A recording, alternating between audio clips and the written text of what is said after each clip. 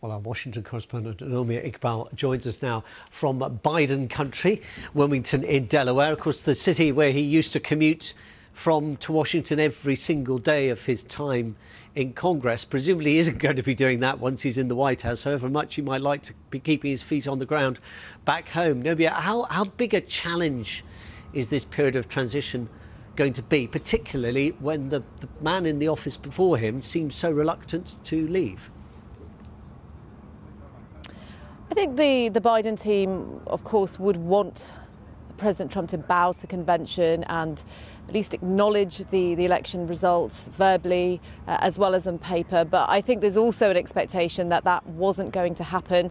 Biden's team are just basically hitting the ground running.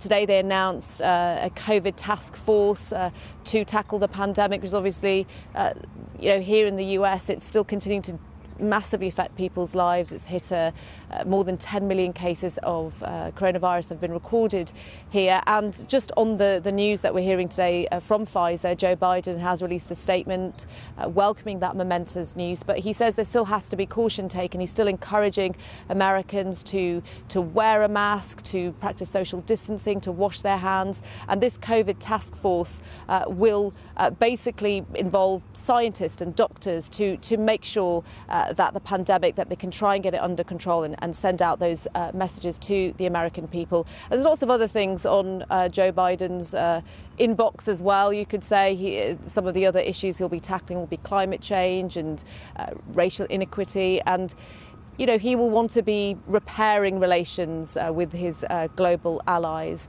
And yes, the transition, there will be a delay to it because, as we've been hearing, Mr. Trump isn't planning to concede anytime soon. But it's done, really, the election. We know what the results are. We can see that Joe Biden the counting is still happening. Joe Biden is actually increasing increasing the votes in lots of states. And come January the 20th, he will take office, and his team here are gearing up for that. We are expecting a press conference from them later today.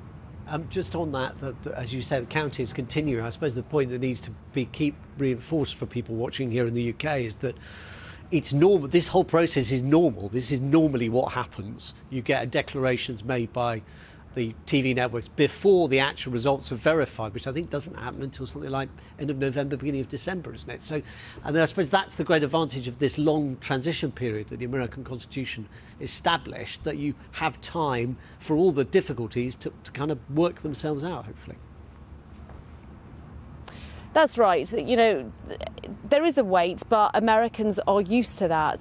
We know the way that the system works here. And actually, Donald Trump was tweeting about his unhappiness at the way the media has been projecting the results, and says media doesn't decide. But of course, in 2016, it was exactly the same process by which he won, and he had no complaint about it at the time. But the Constitution is also clear. It doesn't really matter if Donald Trump doesn't concede, doesn't congratulate his opponent.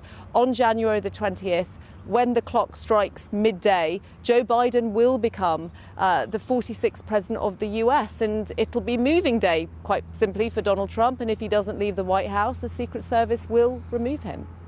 Yeah, I mean, that's quite even you saying that, it just pulls you up short, Naomi, and makes you realise that there are the options for President Trump are probably now quite limited.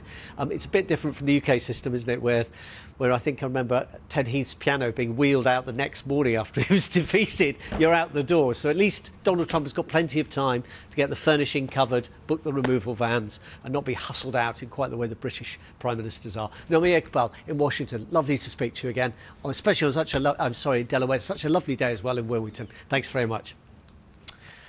And you can get the latest news in a